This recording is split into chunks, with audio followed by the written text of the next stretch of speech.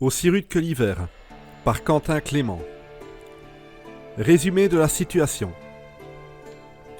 Alors que son peuple souffre de famine, Dalos, le roi Goëth a décidé, contre l'opinion de Tilga, le druide de son clan, de mener une armée piller les réserves du clan Indus. Arella est une jeune guerrière entraînée par Yuvnad, le champion du clan Indus. Elle et Argor, un jeune guerrier Goëth, étaient amants depuis quelques années. Les Goëths sont finalement arrivés à la capitale pour la piller et ont remporté la victoire lorsque Dalos a tué Glorger, le roi des Indus. Malheureusement, lors de la bataille, Arella a tué le père d'Argor devant lui. Ce dernier, fou de rage, a juré à la jeune fille de la tuer lorsqu'il se reverrait sur un champ de bataille. Mais lorsque Jurgad a lancé l'assaut pour récupérer les vivres Indus, Argor a vaincu Arella en duel, mais n'a pas eu la force de l'achever, toujours amoureux d'elle malgré sa colère. C'est avec une profonde amertume que les deux amants se sont dit adieu sans une parole à la fin de la bataille, alors que les Goëths fouillaient en emportant la moitié de leur butin. Kiliam, un ancien guerrier du clan Vidial conquis il y a 15 ans par les Kriagos, a été rejeté par son épouse après avoir laissé leur fils unique mourir dans un duel d'honneur. Il est donc reparti vers le nord sur les terres qui l'ont vu grandir, voir s'il avait encore un foyer. Il y a retrouvé un vieil ami, Kaidar, et a pu voir à quel point les Kriagos traitaient mal son peuple. Après sa victoire contre un guerrier Kriagos, Draxar, le chef de la ville, fut contraint par les lois et le druide Ergard de laisser Kiliam récupérer son ancienne maison. Il a ensuite été témoin de la pauvreté écrasante dans laquelle son peuple vivait, spolié même de son droit de porter les armes. Et révolté par ces injustices, il est déterminé à soulever les Vidial pour reprendre la capitale, mais personne ne semble prêt à le suivre. Ogdur le marteau, un brigand dont la bande souffrait de la faim depuis plusieurs jours, a fini par commettre l'irréparable en assassinant un druide. Rejeté par les siens qui le croient maudit suite à cet acte, il est parti, seul, sur les routes enneigées. Depuis ce meurtre, il rêve chaque nuit de massacres et de cannibalisme et est victime d'hallucinations durant lesquelles une ombre le surveille. S'accoutumant petit à petit aux horreurs vues en songe, il finit par accepter la proposition de l'homme encapuchonné qu'il voit en hallucination, de faire de lui le plus puissant guerrier des terres de l'Arc et que plus jamais il n'ait froid ou faim. Vodiar, le fils d'Almus, roi du clan Mineros, cherche à rejoindre un ordre de mercenaires nommé les Fianna, persuadés qu'ils agissent en secret pour le bien des terres de l'Arc. Il a fini par rencontrer un groupe de Fianna, et après une altercation avec un guerrier du nom de Drake, a demandé à les rejoindre. Assar, le chef du groupe, a accepté de lui donner sa chance et lui a donné rendez-vous pour passer une épreuve. Almus, roi du clan Mineros, et Adania, championne qui a succédé à Vodiar, ont décidé d'attaquer le village de Deliur, vassal de leurs rivaux Kriagos, contre les conseils du druide Greygoon. Alors qu'ils se dirigent vers le lieu de l'attaque, ils ignorent que Kolgar, le roi Kriagos et son champion Farkas, y ont placé le gros de leur force en prévision du pillage d'un autre clan. Partie 8. 25e jour du mois du Bouleau, dans une forêt proche de la capitale Zodas. Vodiar s'était rendu à son rendez-vous avec les Fianna. À l'aube, il les avait rejoints pour qu'ils lui fassent passer ses épreuves. Il n'avait pas dormi de la nuit. Il se demandait quels allaient être ces fameux tests d'entrée dans l'ordre. Les légendes que les bardes contaient sur les Fianna dataient de l'Ancien Monde, l'époque où les hommes foulaient encore la terre d'Erin. Pour ce qu'il en savait, il allait devoir prouver sa valeur au combat de plusieurs façons. Une poursuite allait être organisée dans les bois où il serait le gibier et il devrait parcourir une certaine distance sans être attrapé. On allait creuser un trou d'une profondeur allant de ses pieds à ses hanches et il devrait y rester et se défendre face aux assauts de 9 guerriers. Il allait aussi devoir apprendre par cœur plusieurs recueils de poésie. Mais tout ça, c'était ce que les légendes contaient. Il ne connaissait pas la réalité ni de l'époque d'Erin, ni de l'époque actuelle. Il avait été accueilli par Assar, visiblement le chef du groupe. Drake, le guerrier avec qui il avait failli en venir aux mains la veille, et 4 autres hommes dont les visages ne lui disaient rien.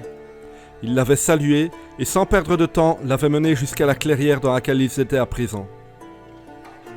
Vodiar avait l'estomac noué.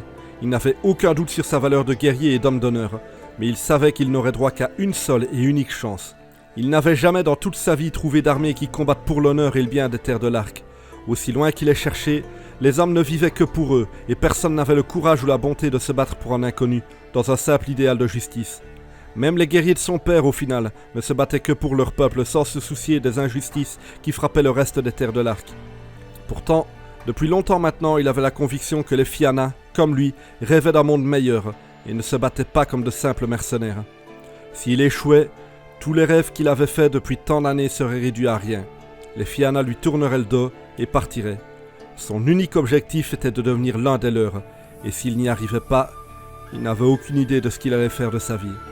Devenir roi de Mineros, envoyer des hommes à la guerre se battre et mourir pour des terres, et le pouvoir en leur faisant croire que c'était pour le peuple, il ne le voulait clairement pas. Il avait tenté de parler avec les autres durant leur marche, mais ils ne lui avaient pas répondu. Tout dans leur attitude lui démontrait qu'ils n'étaient pas des leurs. Ils ne lui parlaient pas, ne le regardaient même pas, et semblaient tous ressentir le fait de l'accompagner comme une corvée. Il avait assez vite compris qu'il ne recevrait pas de réponse et n'avait pas insisté pour discuter. Et ils étaient à présent ici, dans cette clairière au milieu du bois. La neige leur remontait jusqu'aux mollets et continuait encore de tomber sur eux. Leurs cheveux et leurs fourrures qu'ils portaient étaient couverts de cet amas blanc et froid, alors que des bourrasques de vent projetaient des flocons sur leurs visages gercés par la température glaciale. Les Fianna avaient formé un cercle autour de lui, et Assar prit la parole. Tout cela lui semblait très rituel. « Tu as demandé à devenir l'un des nôtres, Vodiar sans clan. Tu es ici afin que je juge ta valeur d'homme et de guerrier. Consens-tu à devenir Fiann, à vivre selon nos règles et nos lois, à obéir à tes supérieurs, à vivre pour l'ordre et un jour mourir pour lui? Réponds. »«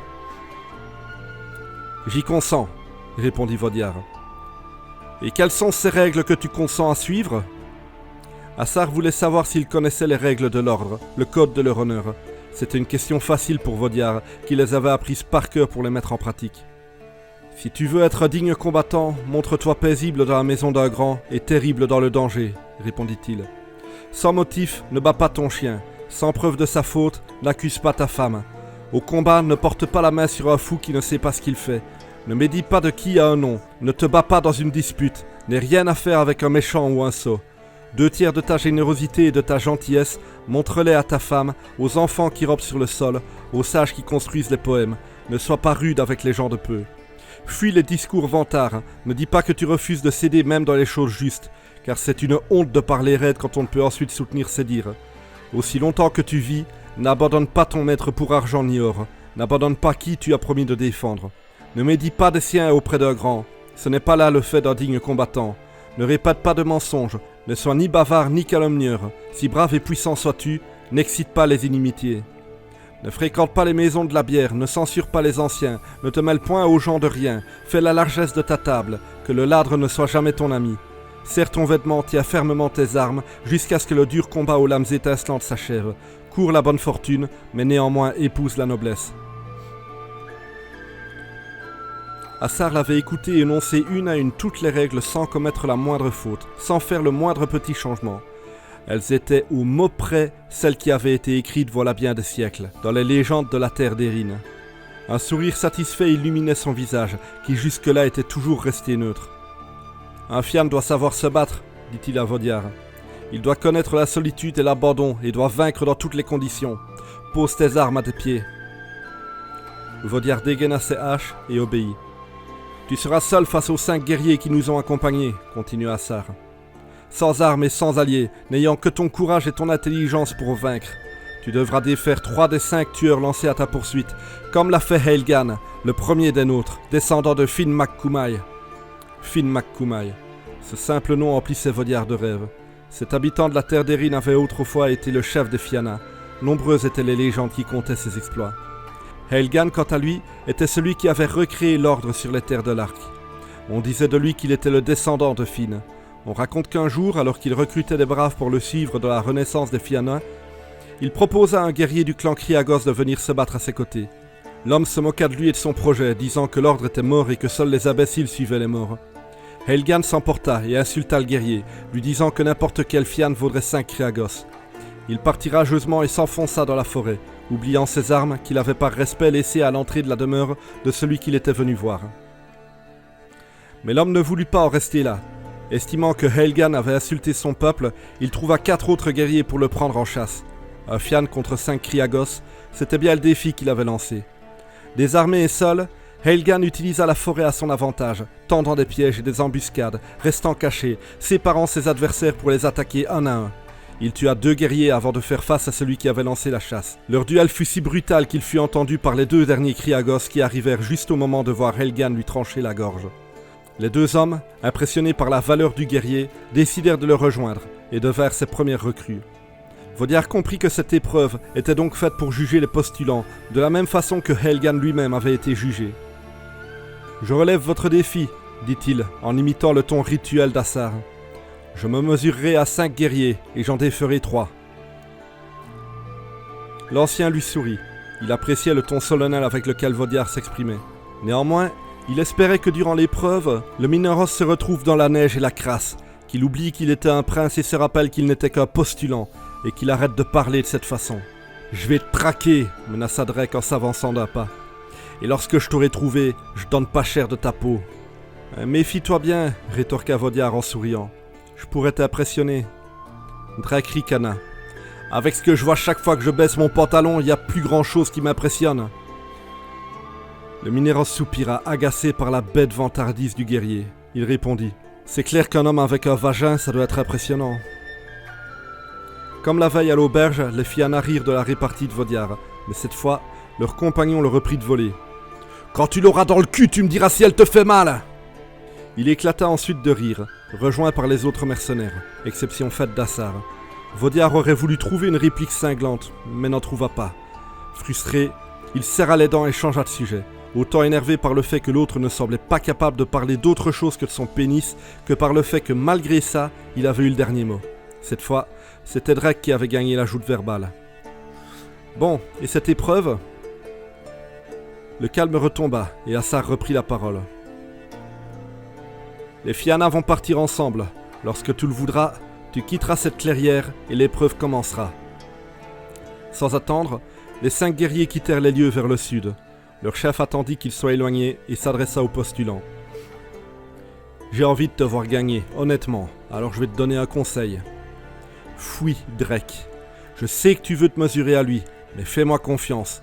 Ne t'en approche pas. » Quoi, cet homme pénis, il me fait pas peur.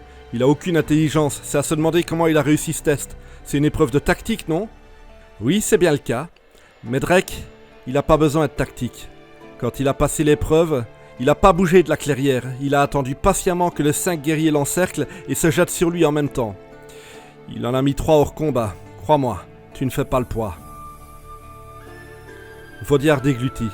Il imagina Drake se battre contre ces 5 Fianna aguerris et réussir à en vaincre 3 sans aucune arme. Il devait être un combattant hors pair. Heureusement, Assar l'avait prévenu. Le recruteur quitta la clairière. L'épreuve était donc commencée. Vaudiar sentit la tension monter en lui. Il était seul dans ce bois et 5 hommes armés voulaient sa peau. Il devait vaincre, absolument, car c'était l'unique moyen de devenir un Fianna. C'était maintenant ou jamais, l'instant qu'il avait tant attendu. La neige n'allait pas être son allié. Elle était haute et épaisse, et les traces qu'il allait laisser seraient très simples à suivre. Il décida de quitter la clairière en direction du nord, d'avancer et d'y revenir par une autre direction et de recommencer vers le sud, l'est et l'ouest, afin que des traces partent et reviennent de partout, espérant que cela découragerait les pisteurs lancés à sa poursuite. Cela lui laisserait le temps de réfléchir à quelques stratégies.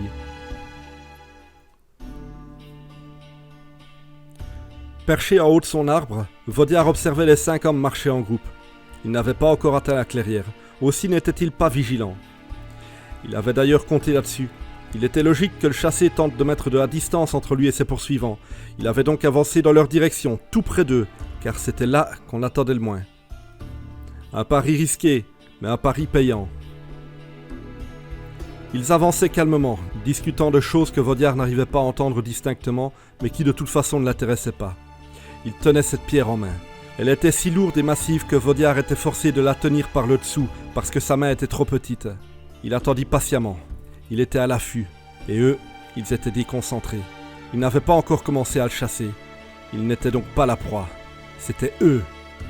Lorsqu'ils furent assez proches, il lança la lourde pierre sur l'homme le plus proche. Il aurait voulu tenter de mettre Drake hors d'état de nuire, mais ce dernier était un peu plus éloigné, et il n'était pas certain de le toucher. Mieux valait miser sur un coup sûr. La pierre tomba lourdement sur l'épaule du guerrier qui hurla, avertissant les autres de l'attaque. Les hurlements firent trembler la forêt, alors que la première victime sentit son épaule se disloquer complètement. Il porta sa main à sa blessure et tomba à genoux. D'un réflexe, ses compagnons dégainèrent leurs armes. Un bruit de branchage se fit entendre plus loin. Vaudiar venait de sauter de son poste surélevé et courait à présent dans la neige. « Il est par là !» s'écria un des guerriers qui partit immédiatement, suivi des autres, abandonnant leurs compagnons qui allaient être rapidement pris en charge par Assar. Ils virent juste une ombre passer entre les arbres, puis plus rien, un fantôme. Ils comprirent qu'ils avaient perdu sa trace. Même ses empreintes avaient disparu. Ils s'arrêtèrent. Vaudiar avait repéré cette petite fosse presque remplie de neige alors qu'il écrivait encore son plan. Il avait placé plusieurs paquets de poudreuse autour pour l'utiliser comme camouflage. Immédiatement après avoir lancé la pierre, il s'était rendu à ce point stratégique, s'était couché dans le trou et par un système de branches qu'il avait placé là, s'était recouvert de neige en une seconde. Il était à présent couché, enterré sous un épais manteau blanc, invisible pour les Fianna qui n'observaient pas le sol, mais le croyaient monter à un arbre. Il serrait les dents alors que le froid terrible mordait chaque parcelle de son corps. La neige sur lui fondait au contact de sa peau et une eau glaciale imbibait déjà ses vêtements.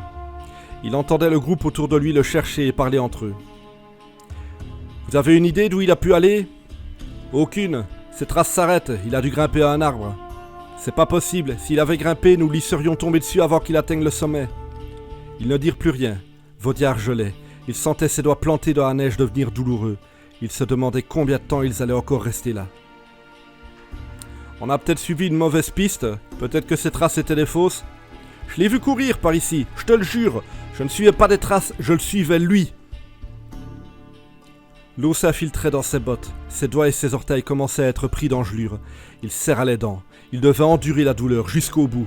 Il n'allait pas abandonner. « En tout cas, il doit être loin à présent. Retournons voir Delgu. » Enfin, ils partirent. Vaudiar attendit un moment, le temps de ne plus entendre leur marche, avant d'enfin quitter son cercueil de glace. Son visage et ses vêtements étaient recouverts de neige. Il porta ses doigts qu'il ne sentait plus à ses lèvres pour y souffler de la chaleur, mais très vite, il se releva et prit les Fianna en filature.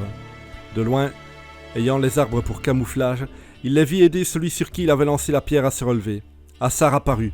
Ils discutèrent un moment, puis le chef lui remboîta l'épaule d'un coup sec et violent, arrachant un nouveau hurlement au blessé. Vaudiar comprit qu'il lui ordonna ensuite de rentrer à l'auberge et il s'exécuta. Les 4 restants discutèrent un instant avec leur chef, puis repartirent vers la clairière. Vaudiar les suivait toujours. Ils étaient plus attentifs, mais il était dans leur dos. Il était toujours le chasseur. Ils atteignirent finalement le point de départ de l'épreuve et scrutèrent les traces laissées par le postulant. Ils conversèrent à nouveau puis se séparèrent en 2 groupes de 2, prenant chacun une direction. Drake et un homme partirent vers l'est, les autres prirent l'ouest. Vaudiar suivit ces derniers. Il sortit de son vêtement la seule arme qu'il possédait, un bout de bois qu'il avait rapidement cassé et qui possédait une pointe acérée. Il suivit les 2 hommes quelques minutes. Lorsqu'il jugea le moment opportun, il se saisit d'un caillou et le lança dans une direction, espérant que le bruit attirerait l'attention des 2 guerriers et qu'ils se sépareraient pour que l'un d'eux aille voir. Ils s'arrêtèrent brusquement et partirent dans la direction ensemble. Vaudiar jura intérieurement. Non seulement ils ne s'étaient pas séparés, mais la direction dans laquelle il les avait envoyés les rapprochait du nord, des traces de retour depuis l'est. Bref, les traces que Drake suivait. Ils n'étaient que 2 et allaient bientôt être 4. Vaudiar accéléra légèrement le pas, se rapprochant toujours le plus discrètement possible. Il entendit un juron et reconnut la voix de celui qu'il avait surnommé l'homme pénis. Les 2 groupes se rapprochaient. Il devait passer à l'attaque immédiatement. Il s'approcha encore de sa prochaine victime. Il était à présent à 3 mètres. Il était proche, trop proche, l'autre aurait pu l'entendre, se retourner et le voir. 2 mètres, son cœur battait fort dans sa poitrine, et il se rendit compte que sa respiration était forte et bruyante. 1 mètre, il avait cessé de respirer et avait ralenti le pas. « Derrière vous !» La voix de Drake qui était plus loin, juste en face d'eux. Vaudiar se jeta d'un bond sur le plus proche qui n'eut pas le temps de réagir avant que le Mineros ne colle la pointe de son arme sur sa gorge. L'homme laissa tomber son épée au sol, en signe de sa défaite. Mais le second se jeta sur Vaudiar, qui ramassa la lame pour se protéger d'un coup qui l'aurait probablement tué. Un duel s'engagea entre Vaudiar et le Fiann, tandis que Drake et son compagnon couraient dans leur direction.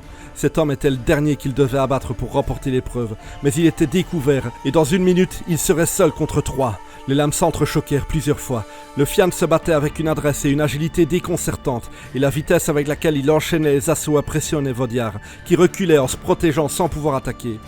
En temps normal, face à ce genre de combattant, il le laissait cogner et cogner encore, il le laissait s'épuiser avant de reprendre l'avantage. Mais Drake était proche, et l'autre ne fatiguerait jamais assez vite. Il devait frapper, et ne pas se défendre, car chaque parade était 1 seconde perdue. Il surprit alors son adversaire en frappant brutalement. Le Fiann para facilement, mais déjà Vaudiar avait relevé son épée pour frapper au niveau de la nuque. Le guerrier plaça sa lame pour parer, mais le Mineros feinta et frappa sous l'épée de son adversaire, au niveau de la jambe.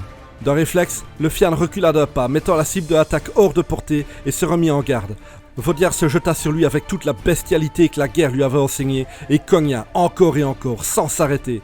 À présent, c'était lui qui s'essoufflait. Le Fian frappa d'estoc, surprenant Vaudiard, qui repoussa de justesse l'arme de son adversaire sur le côté. Ce dernier avança d'un pas et saisit le guerrier au poignet afin de le coincer, mais Vaudiard eut le réflexe de le frapper de sa tête en plein visage. Le cartilage du nez de son adversaire se rompit en une explosion de sang qui laissa une marque sur le front du Mineros. Le Fian perdit l'équilibre et chancela. Vaudiard avança et posa la pointe de sa lame sur la gorge de son adversaire vaincu. Il venait de remporter l'épreuve. Il regarda dans la direction des deux derniers qui étaient juste là, à l'arrêt, souriant tous les deux.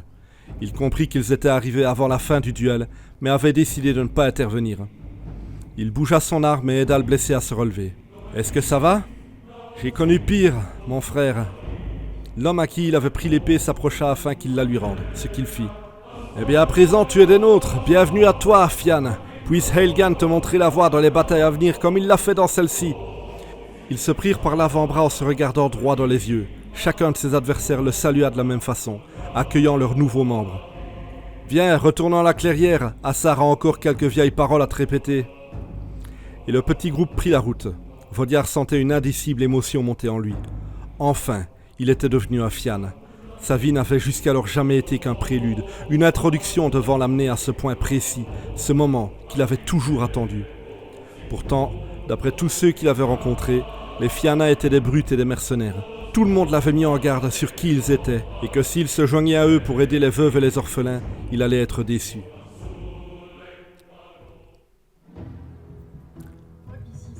« 27e jour du mois du Bouleau, village de Delliure, territoire Kriagos. Tous deux assis face à face dans la salle de guerre, Kolgar, le roi des Kriagos, et Farkas, le champion du clan, observaient la carte des environs afin de réfléchir au meilleur itinéraire à emprunter dans leur attaque du clan d'Elians. 4 jours plus tôt, la décision avait été prise de mettre l'armée en marche pour piller ce clan peu puissant. Le roi et son champion avaient débattu du meilleur village où arrêter leurs hommes avant d'entrer sur le territoire de ceux qu'ils allaient piller et peut-être par la suite forcer à devenir vassaux. Le village de Leigard et celui de Delliure étaient à la même distance. Aussi, Kolgar avait finalement joué cette décision à pile ou face. La pièce dévoilée, les dieux avaient choisi. Ils avaient décidé de la tragédie qui allait se produire, du massacre qui allait couvrir la neige de sang, car un tel hasard ne pouvait pas être dû à autre chose qu'à la volonté des dieux. Le même jour, au moment même où la pièce avait été lancée, Almus, le roi des Mineros, avait décidé d'attaquer ce village de Delliure, ancien vassaux de son clan toujours fidèles aux couleurs qu'ils avaient fièrement portées avant d'être conquis par les Kriagos. Cette attaque devait être une victoire facile, si seulement Kolgar n'y avait pas posté ses hommes ce jour-là.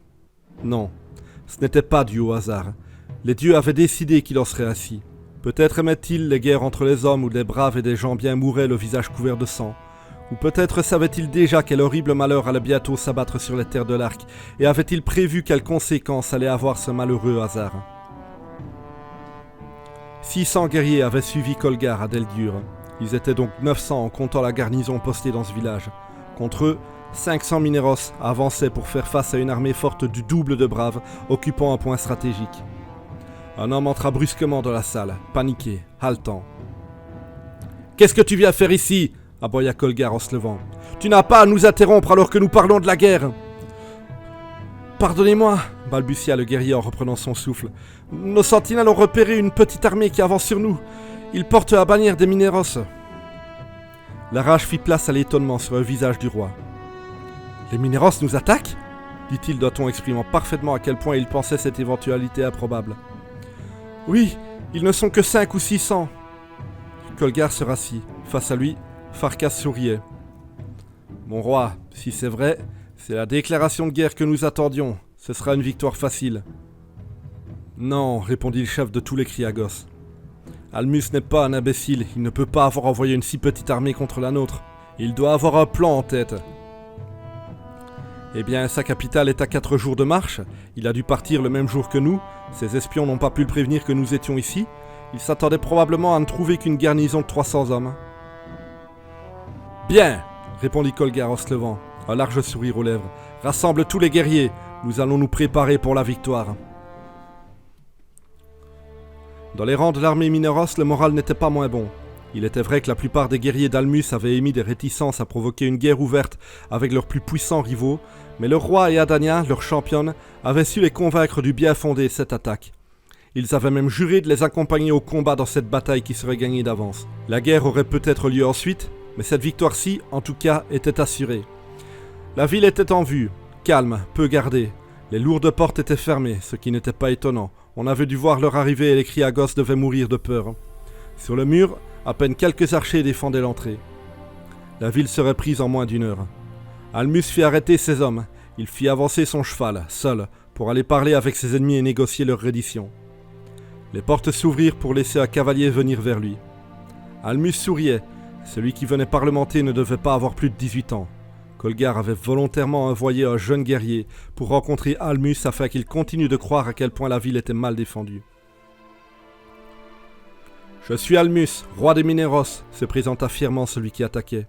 « Je suis Yurgred, chargé de la défense de cette ville », répondit le Kriagos, sa voix tremblante trahissant sa peur. « Si tu es chargé de la défendre, alors le meilleur moyen c'est de faire sortir tous les guerriers qui suivent tes ordres et de les faire rentrer sains et saufs dans votre capitale. Leurs vies sont entre tes mains. » « Nous sommes plus de 900 guerriers derrière ces murs. Vos corps seront criblés de flèches avant même que vous arriviez. »« Tu mens très mal, Kriagos. Je sais que vous n'êtes pas plus de 200 ou 300. » Yurgred baissa les yeux. Comment un jeune garçon si faible avait pu être chargé de défendre un village situé sur la frontière? « Tous les hommes qui sont là, tu es leur chef, » surenchérit le roi. « Ils comptent sur toi pour sauver leur peau. Leurs femmes et leurs enfants les attendent. Alors renvoie-les retrouver leur famille. C'est pas un déshonneur de sauver des vies. » Le jeune hésita une seconde. « Très bien. La ville est à vous. Laissez-nous la quitter et partir sauf. »« Je m'y engage. » « Pauvre garçon, pensa Almus. C'est une bien lourde responsabilité qu'on t'a donnée alors que tu n'as pas ce qu'il faut pour ça. Tu vas te faire tuer par Kolgar pour avoir abandonné Deldur, mais ça tu le sais, et tu te sacrifies pour sauver tes hommes. Almus était complètement dupe, mais heureux, car tout lui donnait raison. Beaucoup avaient douté de lui quand il avait ordonné attaque, mais il avait prouvé à tous qu'ils avaient tort. Plus personne ne douterait jamais de lui après ça. L'autre cavalier rentra dans la ville. Plusieurs minutes passèrent, et quelques 250 jeunes hommes quittèrent les lieux pour se diriger vers le nord. Déjà les Mineros hurlaient de joie, venaient féliciter Almus, lui témoigner tout leur respect. L'armée déjà victorieuse avança vers les portes restées ouvertes. Dans la ville, pas un bruit, personne en vue, comme s'il n'y avait pas âme qui vive. Les Mineros entrèrent pour ne trouver qu'un désert. Où étaient les habitants? Où étaient ceux qui devaient les accueillir comme des héros libérateurs? Assez vite, leur joie s'estompa, laissant place au doute. Le silence tomba petit à petit sur Deldur. Adania s'approcha d'Almus pour lui parler, quand elle fut surprise par une flèche venue se planter dans le cou d'un homme qu'elle croisait. L'attaque fut soudaine et meurtrière. Une volée venait de surprendre les Mineros, tirée par des archers placés sur les toits, jusque-là invisibles. Déjà une centaine de braves tombaient au sol dans des cris de stupeur et de douleur très vite couverts par une clameur guerrière lorsque les portes des maisons s'ouvrirent pour que les Kriagos se jettent sur leurs ennemis qui n'avaient pas encore dégainé leurs armes. Pris de panique, les Mineros étaient désorganisés, et les quelques secondes qu'il leur fallut pour réagir furent une véritable hécatombe dans leurs rangs, car désarmés, ils ne purent se défendre face aux lames et aux masses de leurs adversaires qui avaient prévu l'embuscade.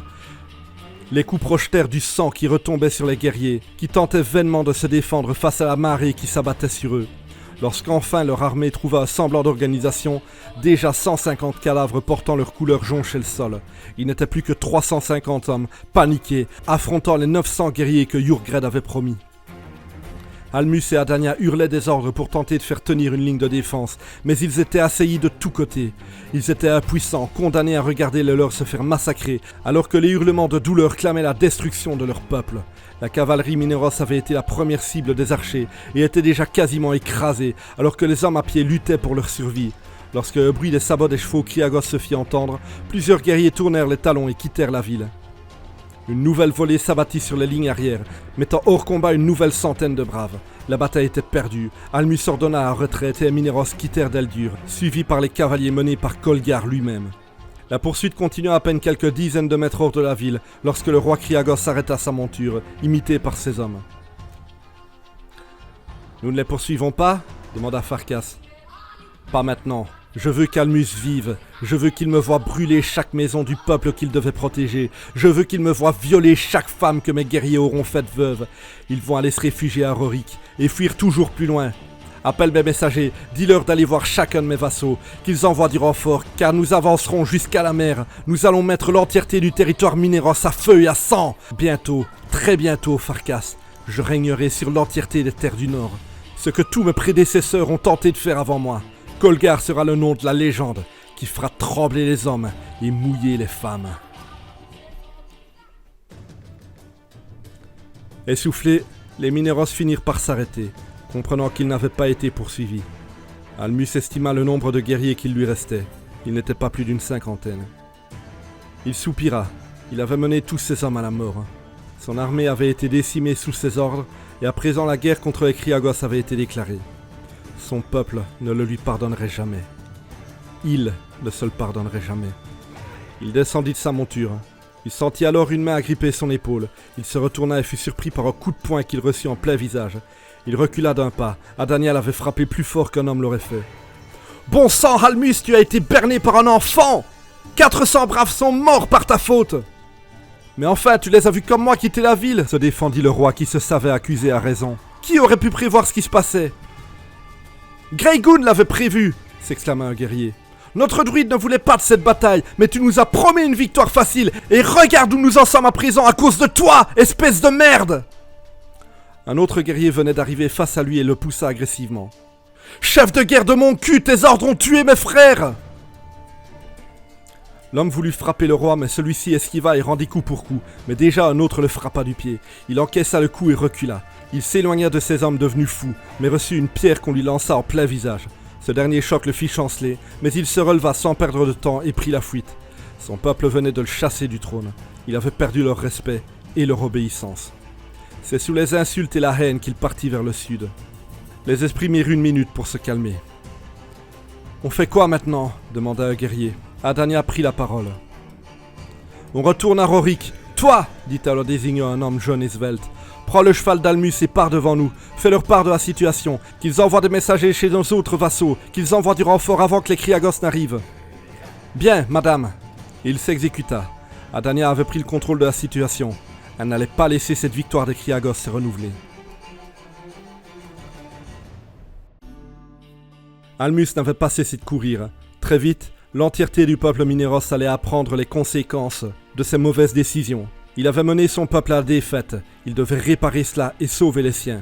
Il devait trouver des alliés, hors des territoires Mineros où plus personne n'allait bientôt lui obéir. Des hommes et des femmes forts qui avaient maintes et maintes fois fait pencher l'issue d'une bataille. Les rumeurs disaient que les Fianna étaient sur le territoire Zodas, tout près. Il pourrait les convaincre de l'aider. Il ne se doutait pas une seconde que Vodiar, son fils, était avec eux. Nuit du 27e jour du mois du Bouleau. Territoire Lagos. Ils le veulent, je le dois. Ils le veulent, je le dois. Ils le veulent, je le dois. Ils m'ont juré la force, la puissance sur les terres de l'Arc.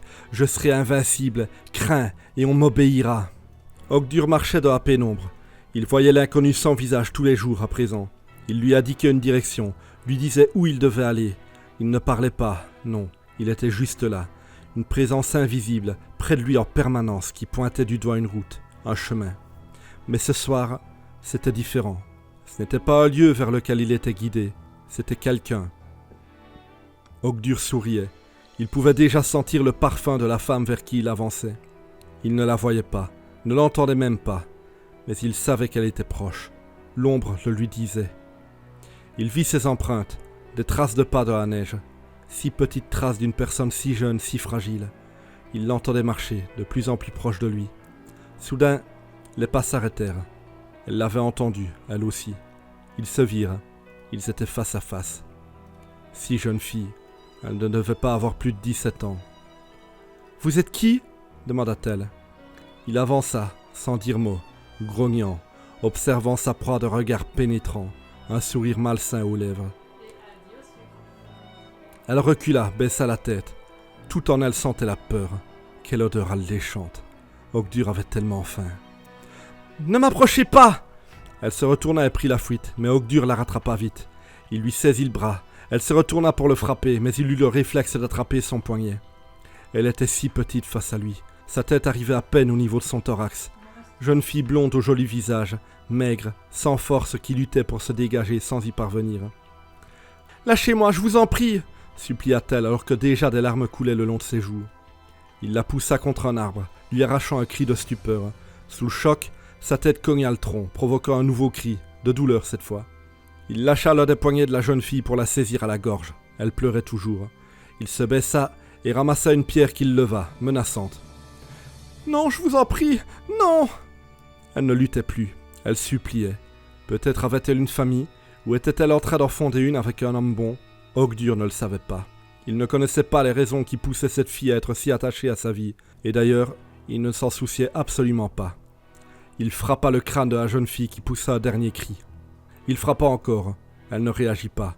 Il frappa une dernière fois, et le crâne de sa victime s'ouvrit. Elle était morte. Il la lâcha. Le corps s'effondra. Tout autour de lui, les ombres apparurent, entamant la même danse rituelle que celle qu'elle faisait dans ses rêves. Il s'agenouilla à côté du cadavre, approchant son visage du cou de la jeune fille, et y plongea ses dents pour en arracher un morceau de chair. Le sang coulait dans sa barbe et sur ses vêtements. Le goût de la chair humaine, cru, du sang ruisselant le long de son œsophage, était la plus agréable des sensations qu'il avait ressenties jusque-là. Il mordit encore, dévorant l'épaule de la morte, la rongeant jusqu'à l'os. La danse des ombres s'intensifia. Il sentit la force vitale de la jeune fille s'écouler en lui avec le sang qu'il avalait.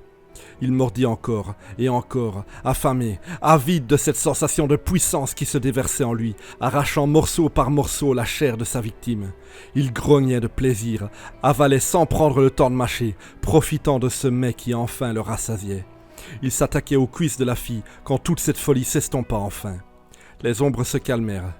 La faim disparut.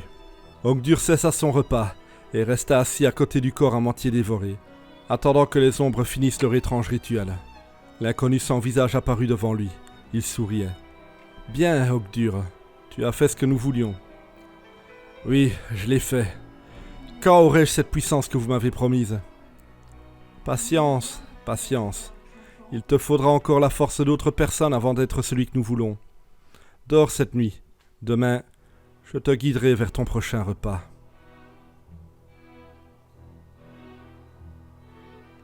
Fin du tome 1. Fin de la partie 8.